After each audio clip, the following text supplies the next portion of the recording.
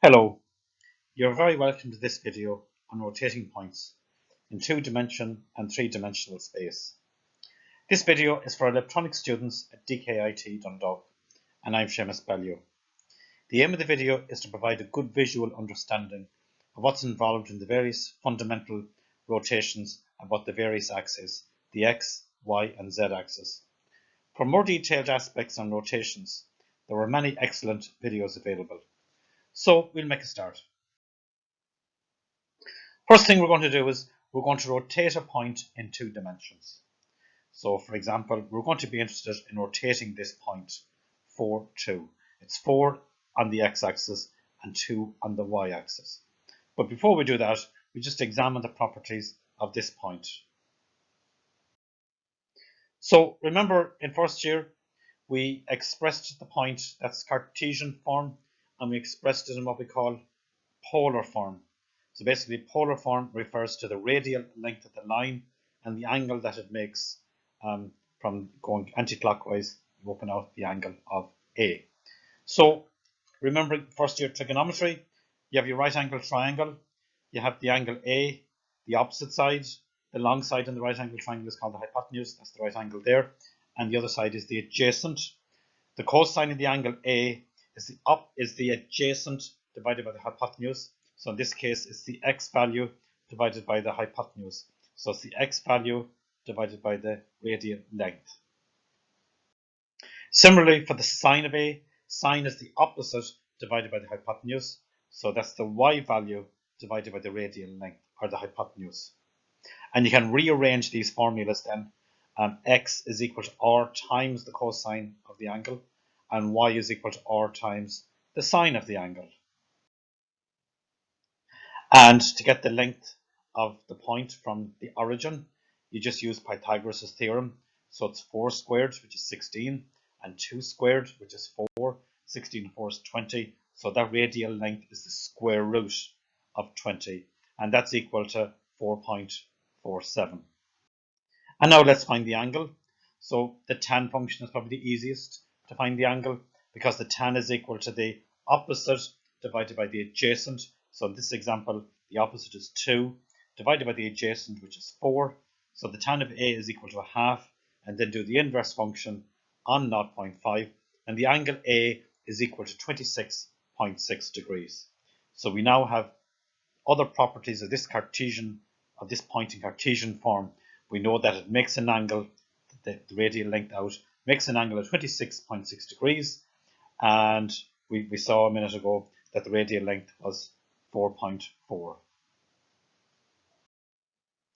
Okay, so we can now check that x is equal to r cosine A. So filling in the radial length of 4.47 times the cosine of 26.6 degrees, it is indeed equal to 4. Likewise for y, y is equal to r sine A, in this case 4.47 sine of 26.6 degrees, and that's equal to 2. So this form here of the point is what we call polar form. It's a function of the radial length and the angle. So that's polar form there, and this is Cartesian form. So just bringing those ideas together on the polar form and the Cartesian form, we have this point 4, 2. We now know it makes an angle of 26 degrees counterclockwise with the x-axis, and the radial length is 4.47. So the 4 in Cartesian form can be represented by 4.47 cosine 26.6 degrees, and likewise for the 2 in terms of 4.47 by the sine of 26.6. So that's the form r cosine A, comma, or sine A. So what we want to do is we want to rotate the point 4, 2 by an angle of 41 degrees. So the question is, what do we expect to happen here? So before we look at the next slide, the combined angle of 41 and 26.6 will be 67.6. So that might have some bearing as to the coordinates of this point. So just bringing those ideas together, the point 4, 2 had opened out an angle of 26.6 degrees from the x-axis. We call that A, and that's the polar form of it there, or cosine A or sine A. And we now rotate that red point, the point 4, 2, by an angle of 41 degrees that we call angle B, and that gives us the corresponding polar coordinates 4.47 by the cosine of A plus B, which we said was 67.6, comma 4.47 sine 67.6 degrees, or in terms of the angles, or cosine A plus B, comma or sine A plus B. And then changing the polar coordinates back into Cartesian form, the x value is 1.7, so the x value is 1.7 of that rotated point, and the y value is 4.13.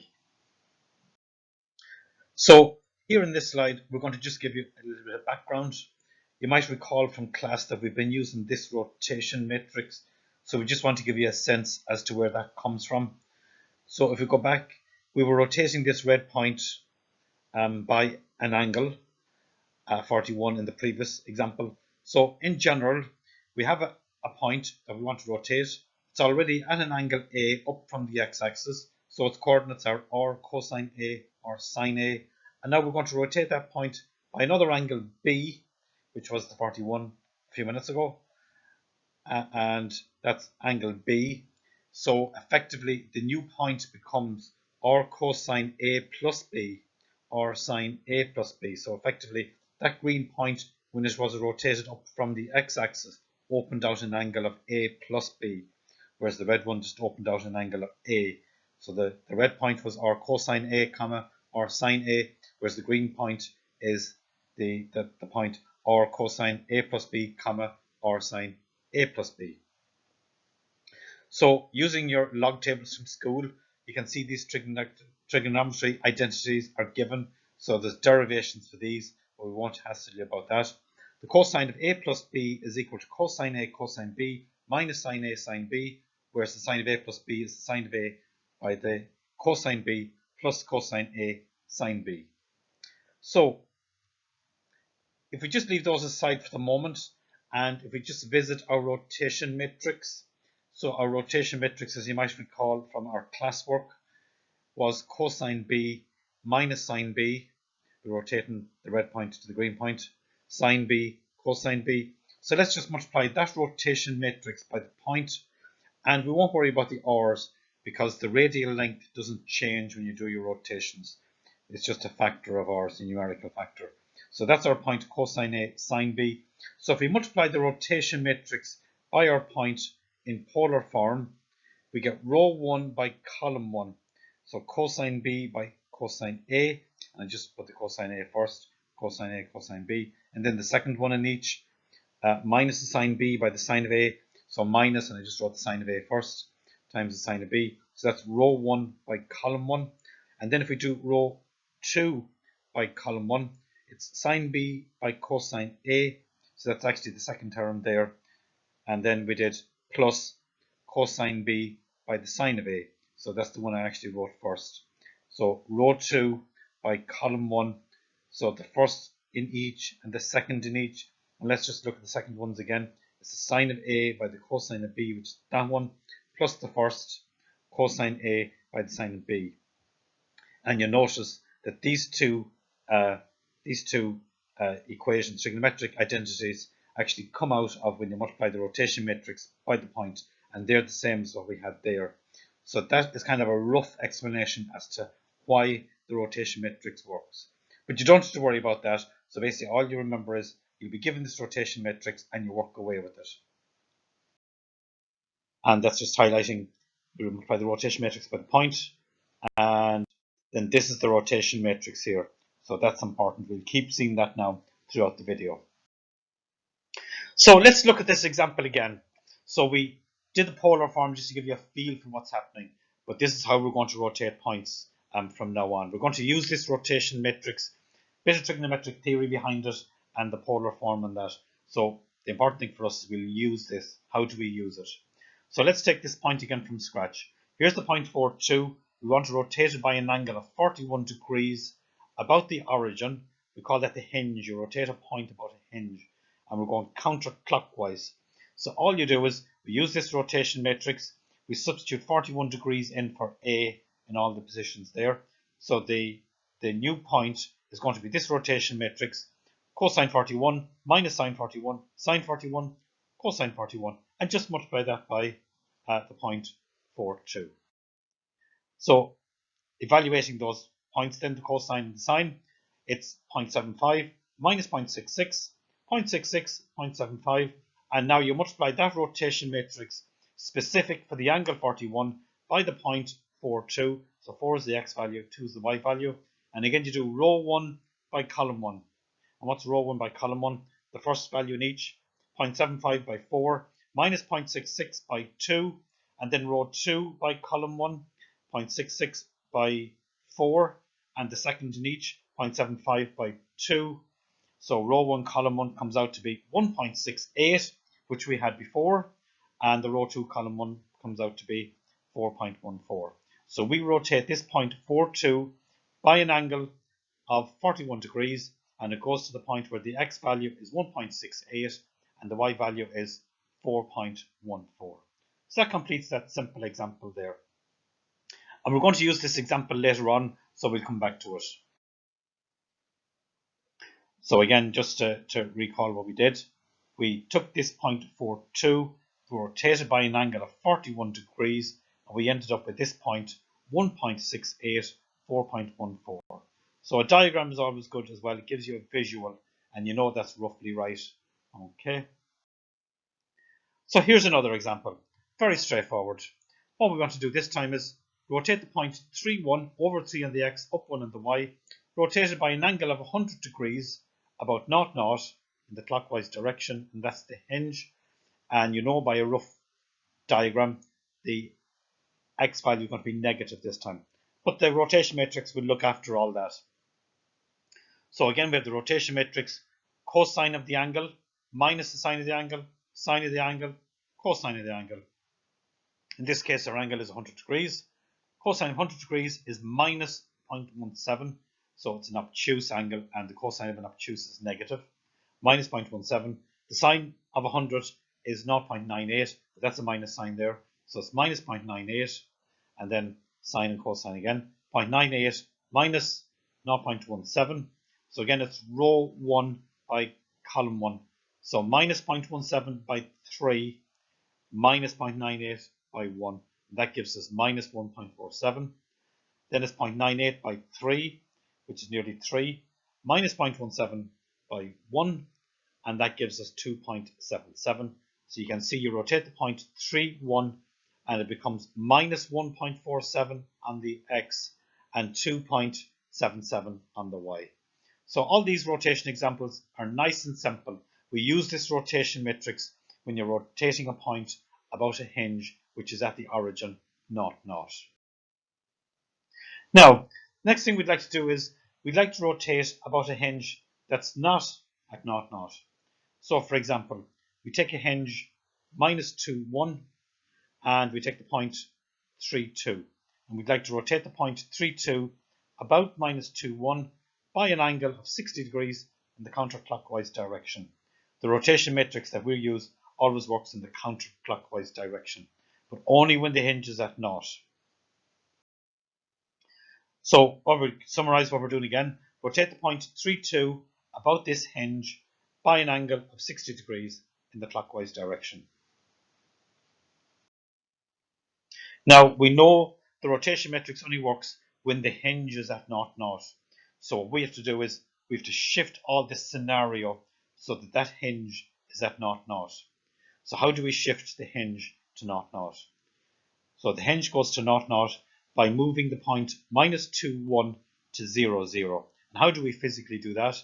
Imagine you just grab that and move it over 2 units on the horizontal. So that's plus 2, add 2. So over 2 on the horizontal and down 1 on the vertical. So that's minus 1. So over 2 and down 1.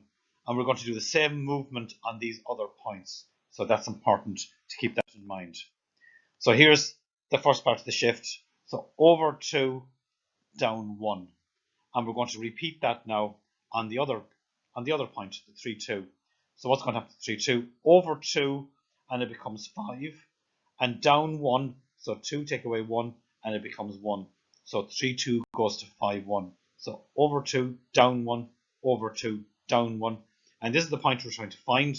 But even though we don't know it yet, it's still over 2, down 1. So you see now what we do. We just do the shift over 2, down 1, over 2, down 1. So 3 plus 2 gives it the 5. 2 take away 1 gives it the 1. And we don't know what the values are for this, but you can visually sort of see it kind of, it looks to move about 2 and down 1. And now we have the hinge at 0, 0, and we're now in a position to do our rotation. So now that we have the hinge at 0, 0, and 5, 1 is the point that we want to rotate about the 60 degrees. So this is in the new scenario. We'll shift this back eventually to the original position, but it's because we want the hinge to be 0, 0 that we're doing this. So let's just concentrate on this, and we'll go back to the previous part of the question again. So how do we rotate the point 5, 1 about the origin by an angle of 60 degrees? You're just using your basic rotation matrix. Put 60 degrees in and multiply by 5, 1, and it'll give us this point here. So let's look at the detail then on the calculation. Rotating 5, 1 about 0, 0 the hinge by an angle of 60 degrees. Substituting 60 degrees into the rotation matrix. So the cosine 60 is 0.5, minus sine 60 minus 0.87, and then likewise sine is 0.87 and the cosine 0.5. Multiply that by 5, 1. So it's row 1 by column 1. 0.5 by 5 is 2.5 minus 0.87 gives us 1.63. Then it's row 2 by column 1. So that's 4.35 plus 0.5 by 1. So 4.85. So the new point is 1.63, 4.85. So let's look at a picture of that, diagram of it. So the point 5,1 has been rotated to the point 1.63, 4.85 when you rotate it by an angle of 60 degrees. So now we're going to have to undo the translation that we did, the shifting that we did to get it back to the original position, and we'll find out what the new point is then. So just a reminder, do you remember we started with the point at the hinge minus 2, 1, and the point we wanted to rotate was 3, 2, and that went to this point here, but we shifted the hinge down, so accordingly the whole thing moved. So, but now we know what this point is, and we're going to reverse these arrows, we're going to undo the shift. So looking at that then, we send the hinge at the origin 0, 0. We had it at 0, 0 because we wanted to use the rotation matrix. So now 0, 0, the hinge gets sent back to its original position of minus 2, 1. So basically it's over 2 or down 2, minus 2, and then it's up 1 on the vertical. So 0, 0 gets sent to minus 2, 1.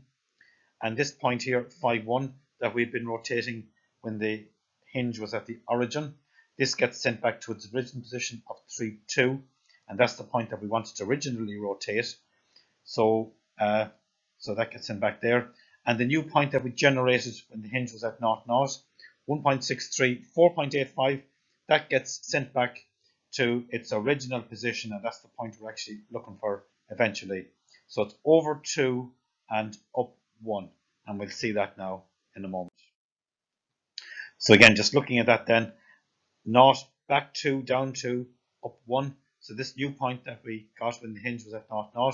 So it's over 2. So 1.63 take away 2 gives us minus 0.37. So that's minus 0.37, and up 1, 4.85 plus 1 is 5.85. So this is the point that we were looking for originally. We rotated the point 3, 2 about the hinge minus 2, 1, and it gave us this new point. So we'll strip away this detail about the changing it back to the origin for the hinge and the rotation matrix, and this is the final result, that we rotate 3, 2 about the hinge minus 2, 1 by an angle of 60 degrees, and we end up at the point minus 0.37, 5.85.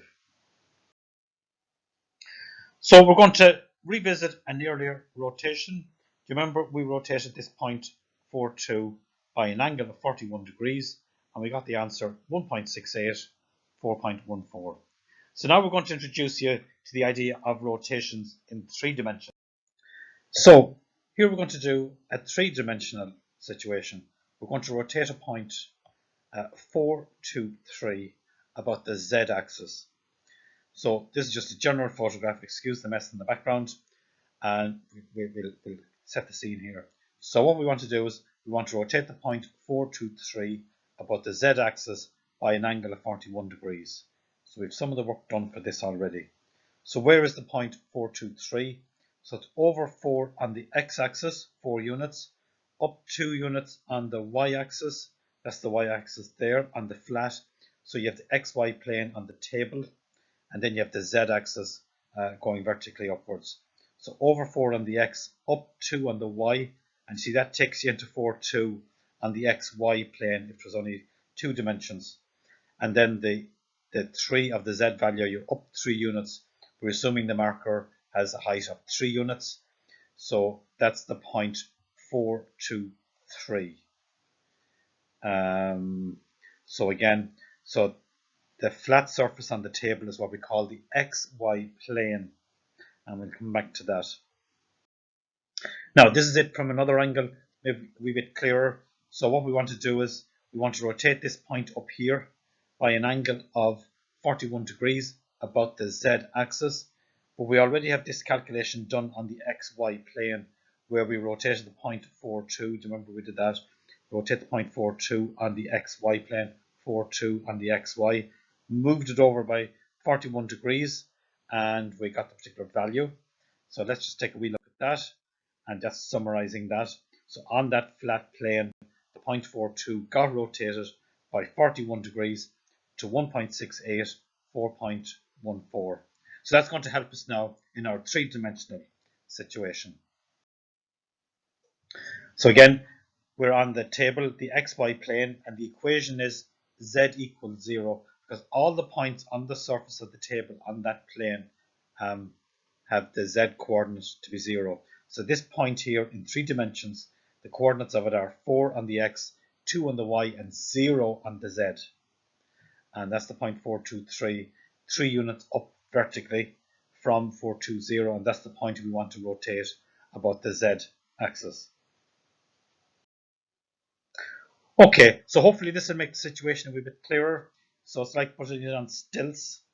So we want to rotate the point 423 about the z-axis. This is the z-axis here. And what you do is you stay on the same level. So you stay on the z equals 3 level. You could view that as a hinge. And we're going to just swing this over, just like what we did on the two-dimensional plane. So swing the 4-2 over by 41 degrees. It became 1.68, 4.14. And now we swing 423 over here like that. So we're going to rotate the point 423 about the z-axis. That's the z-axis there. Okay. So again, the coordinates of the hinge are not on the x, not on the y, and up 3. So again, just to remind you, we call the z plane z equals 0. But this is like another plane itself, 3 units up. And that plane there is parallel to the plane that's on the table. And the equation of that plane is z equals 3. Every point on that plane there has the z coordinate to be 3. So piecing all that together, you see if you rotate the 4-2, it became 1.68, 4.14. And then 3 units up on the plane, the z value hasn't changed. You see it's still 4.2, 1.68, 4.14, and the 3 had stayed the same. So in 3 dimensions, we rotate the point 423 by an angle of 41 degrees about the z-axis, and it became 1.68, 4.14, and 3. So just looking at what we actually did there in all that, there's the point 423 on top of that marker, and it got rotated by an angle of 41 degrees to the top of the other marker, and which was above the 1.68 and 4.14 in 2 dimensions. So we rotated that by an angle of 41 degrees, but that's the plane that's 3 units up from the plane that was on the table. So that flat plane there that I've shaded in is parallel to that, 3 units up, and all the points on that plane there have the z value to be 0. So what did we actually do? We got this plane here and we sliced it through the z-axis. So I've just cut it through. So at the top of the marker, imagine it just got cut when we sliced the plane through. Okay. And the plane was sliced through perpendicular. So that plane there is perpendicular to the marker. So the plane is perpendicular to the marker. And the plane contains the point 423. So the top of the marker, so the plane is flat on top of the markers, and it contained the point 423 that we wanted to rotate, and then the rotation was similar to the two-dimensional situation, just swung it over by 41 degrees, and effectively we ignored the z values at 3. So to just 4.2 being rotated to 1.68, 4.14. So this is going to have relevance now for our next question. So here's our next question. Here's the marker again, and there's 423. And what we want to do is we want to rotate this point, this time about the x-axis, by an angle of 41 degrees. So just looking there back in the distance, so this point is 4 on the x-axis. This is the x-axis here. We're looking at it at a different angle. That's the x-axis. That's 4 units on the x, up 2 on the y, and up 3 on the z. So that's the z-axis over there, and then that's up 3 units from there. That's the point 4.2 on the two-dimensional plane. And we want to rotate this about the x-axis. There's the x-axis there. So remember what we said a moment ago? So how will we apply that to this question? We slice the plane through the x-axis. So we're going to get the x-axis and we slice it. And the plane is going to be perpendicular to the x-axis. And the plane is going to contain the point 423. Remember the last time the hinge was 0.03. So what will our hinge be this time? We're rotating about the x-axis. So when we rotated about the z-axis, the hinge was 0.03. So all the z values didn't change. So what's the hinge going to be this time? Rotating about the x-axis. So if we rotate about the x-axis, what happens? The hinge is going to be 4.00, and all the points on that plane will have the x value of 4. So let's take a look at that picture now. So again, just before we do that, there's the marker. We're ready for doing our rotation about the x-axis. So that's the point 423 that we want to rotate about the x-axis. So what we're going to do is we're going to move this plane forward 4 units so that this plane will be right behind the marker, and effectively this point will be on the plane, and that plane there is perpendicular to the x-axis. It'll slice down through it in a perpendicular way, and we want it to contain that point. So let's look at that then. So now you see we've brought the plane forward.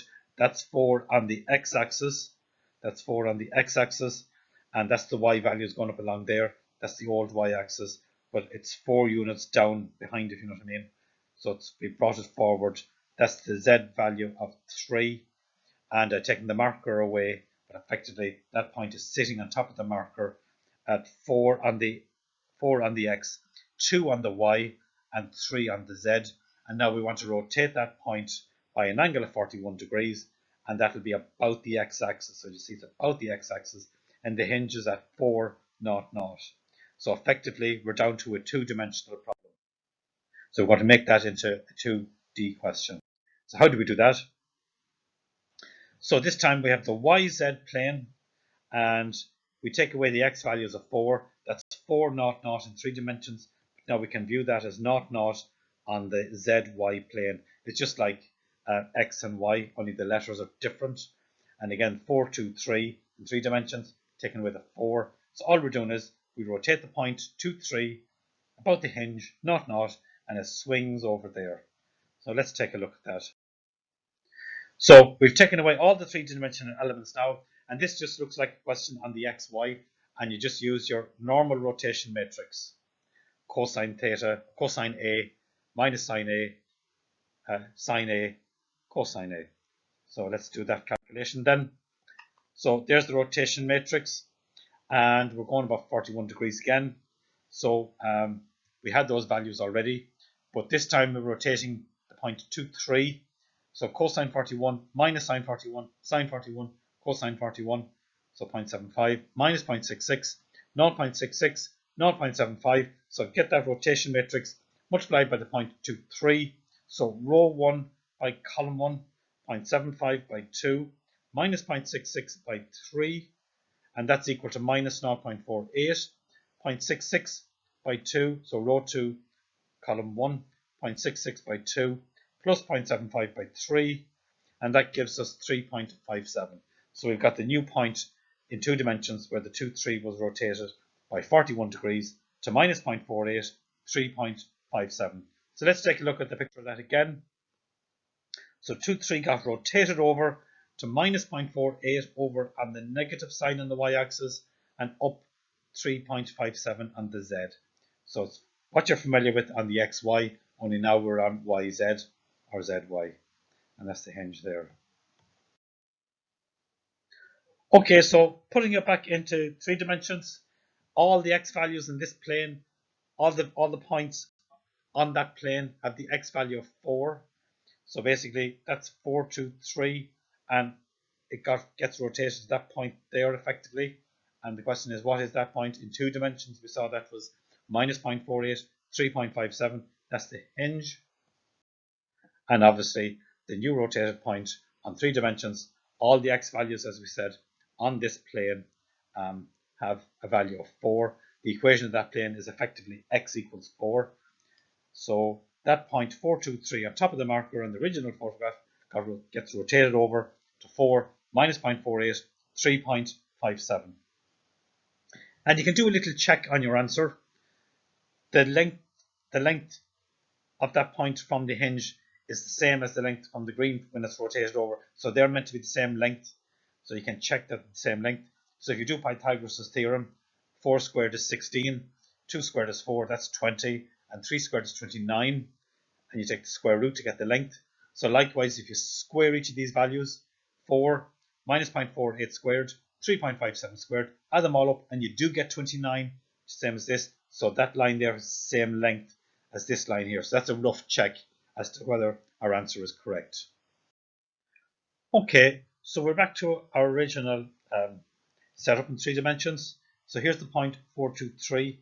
We've rotated it about the z-axis. So up 3 levels. You remember we sort of swung it around. We had the flat plane here, 3 units up. And then we got this point and we rotated about the x-axis. So we had the flat plane behind the marker there. We kind of rotated over this way and it came over into the negative side on the z-axis. And now for this question, finally, we want to rotate the point 423 about the y-axis by an angle of 41 degrees. So again, we're going to get the plane that's perpendicular to the y-axis, and that'll be kind of in behind the marker, viewing it that way there, in behind, and you apply the same theory. So we'll give you a chance to think about that. Now, the good news is there's a matrix that does each of these rotations, so we don't have to get too tied up and tangled in that detail. But nevertheless, the visual understanding is important to be able to kind of do it from first principles. Set your diagrams up and visualize what's going on. But when you get used to doing the calculations and that, it's helpful just to have the matrix and you can feed the different values into your matrix and come out with your answer. And you don't have to be thinking about the visual interpretation all the time, but it's important to have the understanding. So we have 3 matrices here. The first matrix does the rotation about the x-axis. That was the second calculation we did. This one down here in the bottom does the rotation about the z-axis. That was the first rotation we did. And the middle one tells you how to do the rotation about the y-axis. That's the one we left you to do yourselves. So what we'll do is we'll check the previous 2 answers and we'll see if they agree with our geometry. So let's look at those 3-dimensional rotations that we did and see how these matrices work. So this is the second of the 3-dimensional rotations that we did, where we rotated the point 423 about the x-axis by the angle of 41 degrees counterclockwise. So we take the rotation matrix about the x-axis. So essentially you have your 2-dimensional rotation matrix that we started off at the beginning of the video. So all we do is we substitute 41 degrees in everywhere for the angle. They give you the angle in terms of theta. We've been using the letter A, but that's okay. So substituting in the 41, and you can see these familiar figures here. So it's 100, 0.75 minus 0.66, 0.66, 0.75, and just multiply that matrix by the point 423. So it's row 1 by column 1. So row 1 by column 1, 1 by 4, first number in each, and then it's the 2 zeros by 2 and 3, and that gives us 4. Then it's row 2 by column 1, 0 by 4, 0.75 by 2, 0.66 minus 0.66 by 3, and that gives us minus 0.48, and then row 3 by column 1, so 0 by 4, 0.66 by 2, and 0.75 by 3, and that gave us 3.57. So we end up with the answer 4 minus 0.48, 3.57, and that wasn't that easy compared to all the work where we're setting up stuff with markers and trying to look at it in 3 dimensions, but nevertheless you have a better understanding as to what you're doing. You understand the power of these matrices. They take all that hassle out of it, and you just multiply the matrix by the point. And let's just check that answer again. So there's 423, and it went to 4 minus 0.48, 3.57. And the first question we did was where we rotated 423 about the z-axis by an angle of 41 degrees counterclockwise. This time, this is the rotation matrix about the z-axis. So again, substituting 41 in everywhere for the angle. So we get the matrix there like that. And we multiplied by 423. And again, we have the values of the cosine 41 and the sine 41. That's negative there. So work your way through. So row 1 by column 1, 0.75 by 4, minus 0.66 by 2, 0 by 3 gives us 1.68. Then it's row 2 by column 1, 0.66 by 4, plus 0.75 by 2, plus 0 by 3 gives us 4.14. And finally, row 3 by column 1, 0 by 4, 0 by 2, 0, and 1 by 3 is 3. And that's the answer we got on the original question. Remember, we had it on stilts like that, and we rotated it around. So we got that answer now just by simply putting multiplying the point 423 by the rotation matrix, and it takes all the hassle of doing all this business out of it, which you have an understanding as to what's going on. And finally, the question we left you with, the rotation of the point by the y-axis. You might be able to visualize that yourselves.